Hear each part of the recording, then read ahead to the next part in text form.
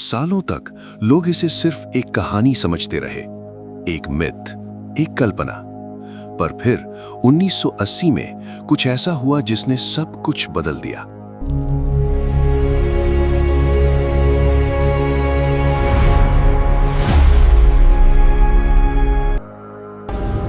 समुंदर की गहराइयों में हजारों साल पुराना एक शहर छुपा है।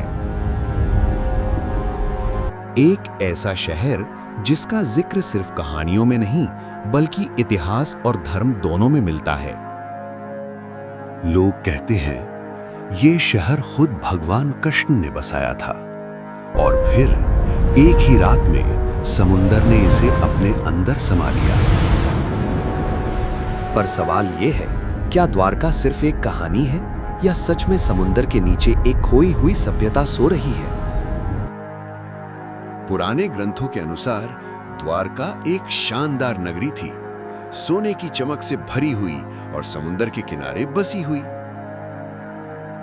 यही वो नगरी थी जहां भगवान कृष्ण ने अपना राज्य स्थापित किया था। एक ऐसा शहर जो समृद्धि, शक्ति और सौंदर्य का प्रतीक था। लेकिन हर कहानी का एक अंत होता है। कृष्ण के अंत के बाद कुछ ऐसा हुआ जिसे समझना आज भी मुश्किल है। धीरे धीरे समुंदर का पानी बढ़ने लगा, लहरें तेज होने लगी और जमीन कमजोर। लोगों ने देखा उनका शहर धीरे धीरे पानी में समा रहा है। एक रात, बस एक रात में द्वारका हमेशा के लिए गायब हो गई, जैसे वो कभी थी ही नहीं।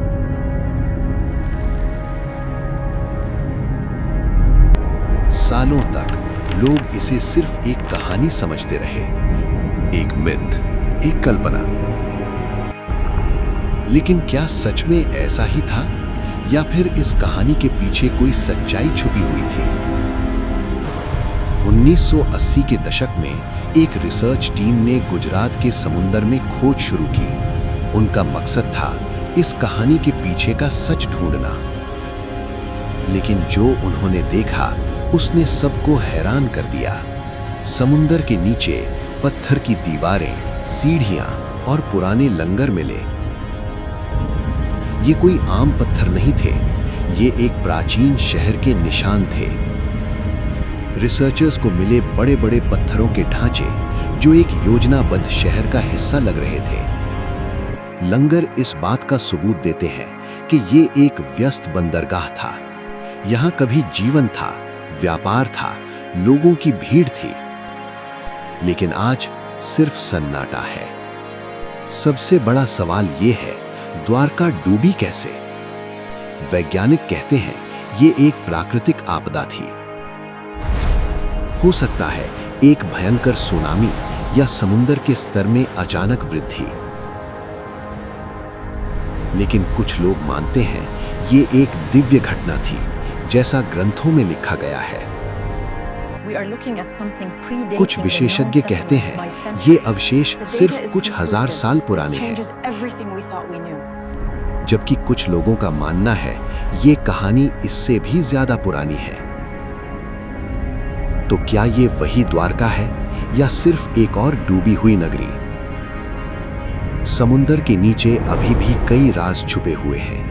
हर नई खोज एक नया सवाल पैदा करती है। द्वारका सिर्फ एक शहर नहीं, एक पहेली बन चुकी है। शायद सच समुंदर की गहराइयों में छुपा है या फिर हमारे विश्वास में। लेकिन एक बात तो तय है, द्वारका आज भी जिंदा है, कहानियों में, इतिहास में और लोगों के दिलों में। अगली बार जब आप समुंदर देखें तो याद रखिए, हो सकता है उसके नीचे एक पूरी दुनिया सो रही हो।